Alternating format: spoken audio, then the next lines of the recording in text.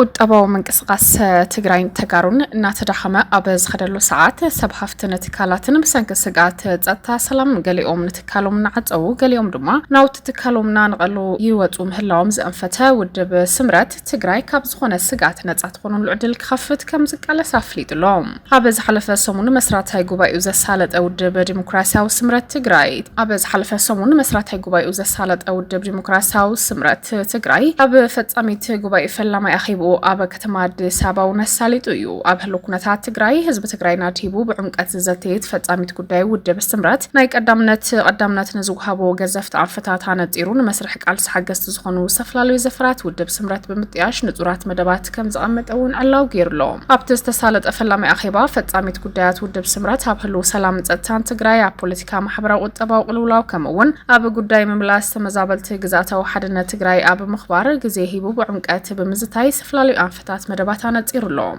በመሰረት እዚ ኣብዚ ሕዚ እዋን ናይ ዝለዓለ ትኹረትና ጉዳይ ተመዛበልቲ ብህጹጽና ብመረበቶም ምምላስ ግዛታዊ ሓድነት ትግራይ ክኽበር ምግባር እዩ ዝበለ እቲ ውድብ ነዚ ብዘይ ምሽራፍ ንምትግባር ድማ ምስ መንግስቲ ፌደራል ካልኦት ዝምልከቶም አካላት ብሓባር ብምዃን ብዕቱብ ዝነጥፍሉ ቁልፍ ናይ መደብ አንፈት ምዃኑ ፈጻሚት ጉዳይ ውድብ ስምረት እውን ግልጽ ገይሩሎም ነዚ ተጀሚሩ ዘሎ ተስፋ ዝህብ ተበግሶ ድማ ኩሎም መራርሓን አባል ውድብ ስምረት አድላይ ዝኾነ ኩሎም መዳይ ድጋፍ ክህብ ፀዊዑ ብዘይካዚ ኣብዚ ሕዚ እዋን ኣብ ትግራይ ብዘሎ ስጋት ሰላምን ጸጥታን ህዝቢ ኣብ ከቢድ ናይ ኩናት ሸቕሎት ተሸሚሙ ከም ዝርከብ ፖለቲካውን ቁጠባውን ማሕበራዊ ነጸገማት ተወሲኽዎ ተስፋ ዝቆርጹ መናእሰይ ምሁራን እግሮም ናብ ዝመርሖም ስደት ይውሕዙ ከም ዘለዉ ኣብ መግለጺኡ ዘስፈረ እንትኸውን ሰብ ሃፍትን ትካላትን ብሰንኪ ስጋት ጸጥታ ሰላም ገሊኦም ንትካሎም ናዕጽው ገሊኦም ድማ ናውቲ ትካሎም ናነቐልውን የውጹ ምህላዎም አፍሊጡ ቁጠባዊ ምንቅስቓስ ትግራይን ተጋሩን ዝተዳኸመሉ ህዝቢ ሰማይ ብዝዓረገ ከቢድ መነባብሮ ኣብ ዝተጸገምሉ እዋን ዝርከብ ብምዃኑ ውሕዳት ናይቲ ድሑር ጉጅለን ዓንዳራይ ጉጅለ መራር ሓዋርድያታት ድማ ብዝተኣፋፍ ኩነታት ኮይኖም ከበቲ ጉሕለታት ዝፍጽምሉ ብጉልባ ብመኸተ ትግራይ ከም ድሌቶም ዝዕንድሩሉ ህዝቢ ንመሰሉ ከይሓትት ከይቃለስ ኣብ ናይ ኩናት ስጋት ሰማይ ደግ ክነብር ሰፊሕ ምድንጋር ይፍጽማሉ ዝበለት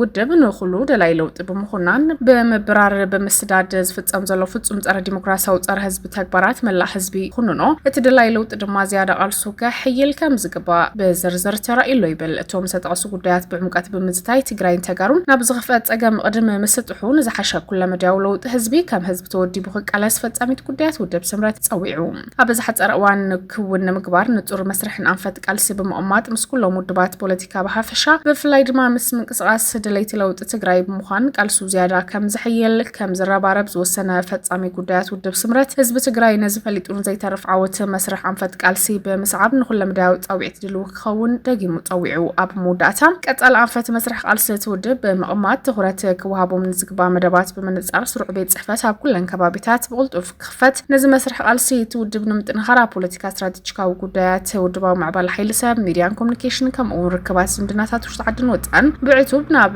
ግብራዊ ስራሕ ክትወሲኑ ብፈጻሚት ጉዳያት ዝተሓዙ መደባት ናብ ኣባላት ቤት ምኽሪ ውድብ ስምረት ከም ዝወረዱን ናብ ተግባራዊ ስራሕ ከም ዝእቶ ፈጻሚ ጉዳያት ኣፍሊጡሎ እቲ ውድቡን ብሎም ዕለታት ዘውፅኦ መግለጽ ድማ ዓበይቲ ዕማማት ትግራይ ናብ ዝነበረቱ ህሉ ኩነታት ንምምላስ ድማ ከም ዝቃለሱ እውን እዩ ኣስሚሩሉ